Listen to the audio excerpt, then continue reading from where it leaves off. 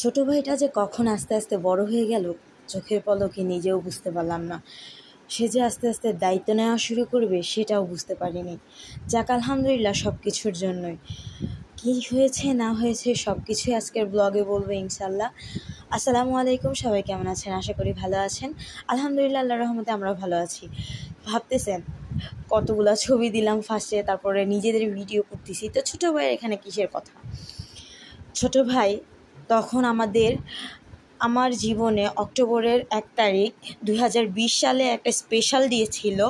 আবার 2025 সালে অক্টোবরের 1 তারিখ স্পেশাল ডে করেছে আমার ভাই।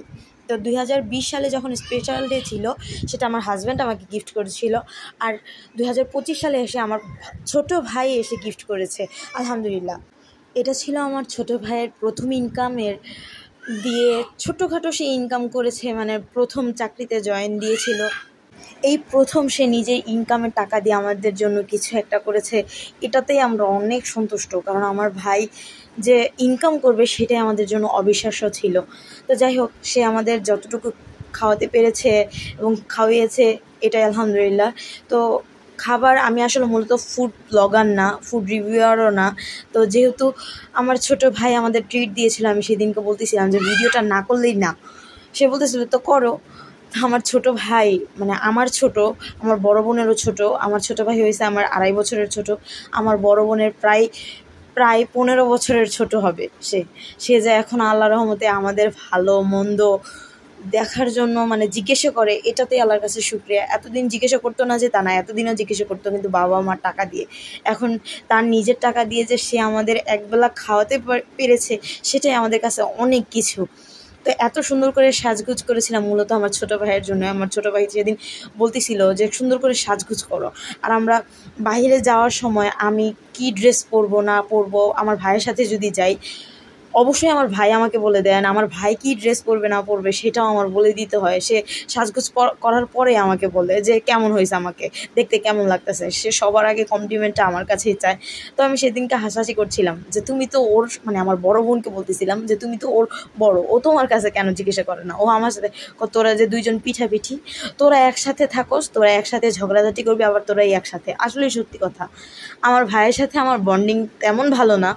আমরা শুধু মারামারি কাটাকাটি ঝগড়াঝাটি এইগুলোর মধ্যে এক্সপার্ট, কিন্তু কখন যে ওই মারামারির ভিতরেই আমাদের বন্ডিংটা তৈরি হয়ে গেছে আমরা নিজেরাও জানতাম না।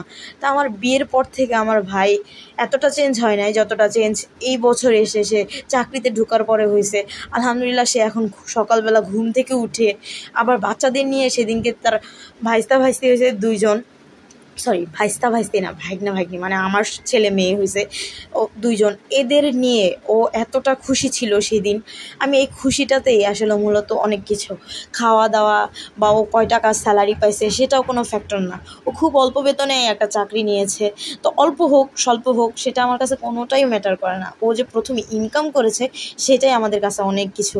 আমার বাবা মাও অনেক খুশি ছিল যে ছেলের প্রথম ইনকাম। তো যেহেতু আমার ভাই খুব অল্প বেতন পেয়েছিল, তো আমাদের রেস্টুরেন্টে যাওয়ার ফলে মানে টাকাটা পুরোটাকে ইনভেস্ট হয়ে গেছে। তো যাই হোক, যতটুকু ইনভেস্ট করুক না কেন, আমার ছোটো ভাই যে আমাকে খাওয়াইছে, আমাদেরকে খাওয়াইছে, আমার হাজব্যান্ড আমাকে, তারপরে আমার ছেলে মেয়েকে অ্যান্ড আমার বড় বোনকে। আলহামদুলিল্লাহ, বাচ্চারা সেদিন খেলাধুলা অনেক করছিল। আসলে রেস্টুরেন্টের প্লেসটা অনেক সুন্দর, মানে সব কিছুই সুন্দর ছিল, কিন্তু খাবারগুলো তেমন একটা ভালো ছিল না। তো খাবারের মান, আমি কখনো এই রেস্টুরেন্টে যাইনি, এই ফার্স্ট টাইম ছিল আমার বড় বোনের অ্যান্ড আমার হাজব্যান্ডের। আমার ছোটো ভাই নাকি আগে গিয়েছিল অনেক আগে একবার, তো খাবারের মান সম্পর্কে নাকি সে ভুলে গেছিলো।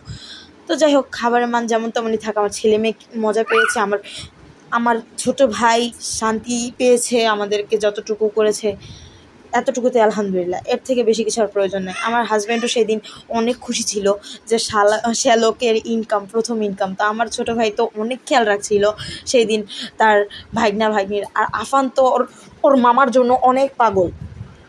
ওর মামা হইলে, আফান কিন্তু সবাইকে ডাকতে পারে না, সবাইকে এখনও ডাকা শিখে নেয়, যেহেতু অনেকটা ছোট। ও সবার আগে ডাকা শিখছে ওর মামার নামটা দনাল বলে ডাকে। আসলে খুব ভাল লাগে। আর ম্যাক্সিমাম সময় আমার আম্মু, আমার আব্বু আমার বড় বোন সবসময় বলে যে জয়নালের মতনই হয়েছে, জয়নালের ভাগনা। তো জয়নালের মতন হোক, আমি না করি না, কিন্তু আল্লাহ আমার ভাইটারে হেদায়েত দেরাজ করুক। আমি আল্লাহর কাছে এতটুকুই দোয়া করি। আপনারা সবাই দোয়া করবেন আমার ভাইটার জন্য, যাতে আল্লাহ ওদের ভালো রাখে, সুস্থ রাখে। অ্যান্ড এই যে আমাদের সেদিন ছিল সেট মেনু ছিল, তারপর লাচ্ছি ছিল। আমি ফুডের মানে ব্লগ করিনি, তাই আমি পুরো ব্লগ বানিয়েছিলাম। আমি তো শুধু একটু ক্লিপ নিয়েছিলাম খাবারের টেস্ট। আমি তো বললামই টেস্ট সম্পর্কে নাই বললাম, ওইটা বাদ দেন। তো আমার ভাই যতটুকু পেরেছে আমাদের জন্য করেছে, আলহামদুলিল্লাহ। পরবর্তীতে সে এটাও আশ্বাস দিয়েছে যে আমি যদি কোনো দিন বড় টাকা বড় অ্যামাউন্ট ইনকাম করতে পারি, তখন তোমাদেরকে আমি অনেক জায়গায় ঘুরতে নিয়ে যাব, অনেক কিছু শপিং করিয়ে দিব। তো যাই হোক, আমাকে কেমন লাগছিল অ্যান্ড আমাদের সবাইকে কেমন লাগছিল একটু জানাবেন। তো সবাই ভালো থাকবেন, সুস্থ থাকবেন, আমাদের জন্য দোয়া করবেন। আল্লাহ হাফিজ, বাই বাই। আজকের জন্য এখানে